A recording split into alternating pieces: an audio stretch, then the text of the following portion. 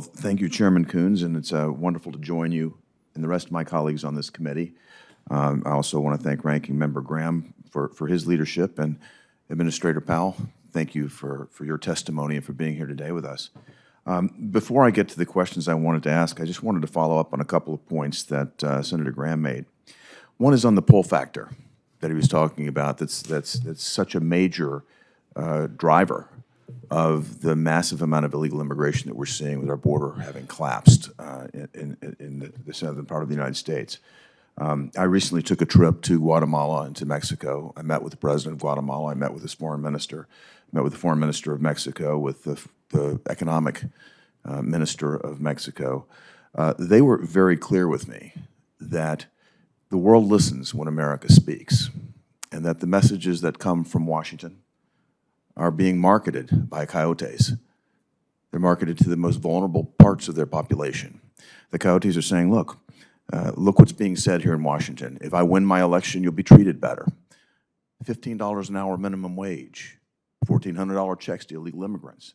These things are being marketed by the coyotes, and they are attracting vulnerable people to give them their life savings and put their lives on the line to make a very treacherous journey. More than half of the people, I understand, are victims of some sort of crime, whether they're involved in drug trafficking, human trafficking, or some other sort of illegal activity, or they're the victims of the crime themselves.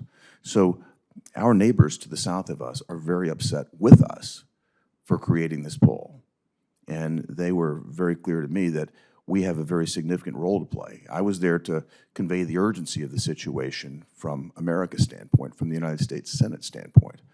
But they feel a very big threat as well. They have national security issues also. They've had Russians, Chinese, Yemenis, Romanians moving through their country. They don't know who's coming through their country either. So there's a massive national security risk that they perceive. So I hope that in working with these countries, Administrator, you'll find good partnerships there, because I do think there is ample room for economic development with them.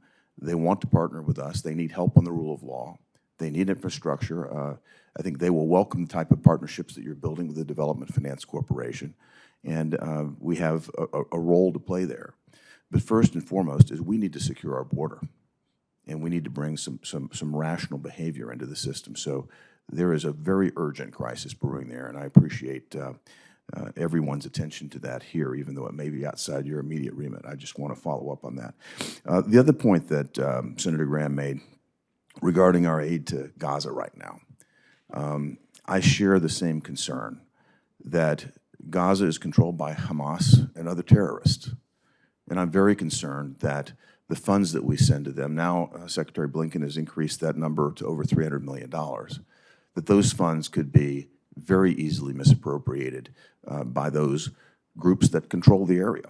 And therefore, I put forward the Emergency Resupply the Iron Dome Act to basically divert those funds from Gaza and put them into position to restock the Iron Dome defense system that has actually saved many, many civilian lives there as Hamas was firing on innocent civilians in Israel.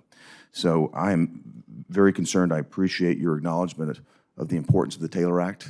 Mr. Taylor was actually a student at my alma mater, Vanderbilt University, a tragic death there, and we're very concerned about this, and I appreciate your pledge to follow up. To the point I really wanted to talk with you about today, that's the WGDP. We've talked about that before. I appreciate when our conversation in March, you acknowledged your agreement with the purpose of the WGDP. You acknowledged the fact that there's a very strong linkage between women's economic engagement and the political and economic stability of a nation. So I think the program has tremendous potential.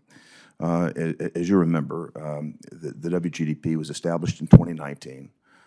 It's a program that really is aimed at women's economic engagement on a worldwide basis.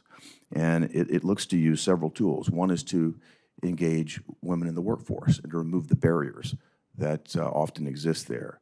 Another is to really support women entrepreneurs. That's helping them get capital. It's helping them access markets. It's giving them mentors, things that really will develop them further.